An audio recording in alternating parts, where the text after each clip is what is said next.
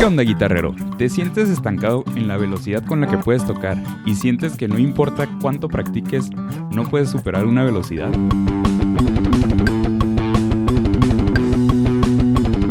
Creo que a todos nos ha pasado que empezamos a aprender una canción y todo va bien mientras va lento, pero una vez que le subimos la velocidad, todo suena terrible. Empezamos a tocar sucio, nos faltan notas o nos sobran notas. Si tenemos un poco de distorsión, empieza a sonar terrible y la guitarra empieza a hacer ruido de forma que todo suena fatal. Pues el día de hoy te tengo el ejercicio perfecto para que superes esta barrera y que juntos lleguemos hasta 200 BPM. Así que toma tu guitarra y vamos a guitarrear. Bien, antes de empezar con el ejercicio, déjame darte algunos puntos claves que tienes que revisar para que aproveches al máximo este ejercicio. Y ojo, porque si te los brincas, puede que no estés tocando el ejercicio como debe ser. Y lo primero que debes saber es que este ejercicio aumenta la velocidad de forma lineal. O sea que no vamos a empezar con 80 BPM y luego pasamos a 90 BPM y luego a 100, sino que solito el ejercicio va a ir subiendo la velocidad de forma que casi ni te vas a dar cuenta. De esta forma vamos a poder tocar por toda una gama de velocidades sin brincarnos nada. Y el ejercicio está basado en la escala de sol mayor. Ya sé, yo sé que ya te la sabes y que la has tocado miles de veces, pero la idea es que no tengas que pensar mucho en qué es lo que tienes que tocar, sino que salga un poquito más natural para que te puedas concentrar en la parte técnica, en revisar qué está haciendo tu mano izquierda y qué está haciendo tu mano derecha. Y el desafío principal de este ejercicio es que vamos a estar usando púa hacia abajo y después púa alternada. De esta forma vamos a practicar dos técnicas a la vez, pero también vamos a estar brincando entre corcheas y semicorcheas, lo que hará que de pronto tengamos que tocar más rápido. Y uno de los tips más importantes que te tengo para este ejercicio es que tu mano derecha vaya siguiendo las cuerdas conforme el ejercicio avanza. Porque vamos a estar usando las 6 cuerdas y necesitamos que nuestra mano derecha se mueva siguiendo las cuerdas.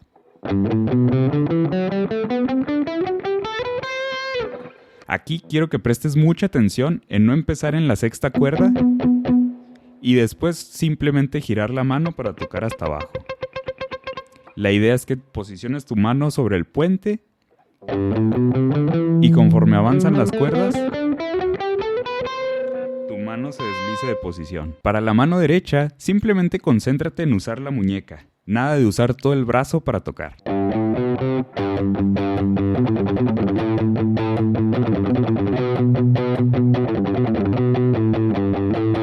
Y en la mano izquierda, presta mucha atención en mantener los dedos lo más pegado a las cuerdas que puedas.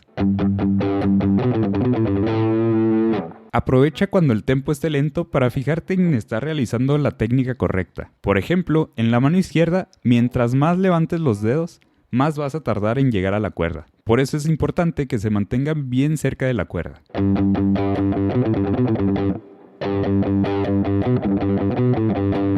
De esta forma, cuando la velocidad ya sea más rápida, no vas a tener que pensar tanto en si la técnica está bien. Y si eres miembro de Patreon, recuerda que tienes las tablaturas y el Guitar Pro de este ejercicio en la parte de abajo, así como la backing track para que practiques. Y si aún no eres miembro, recuerda que puedes suscribirte desde $3 al mes.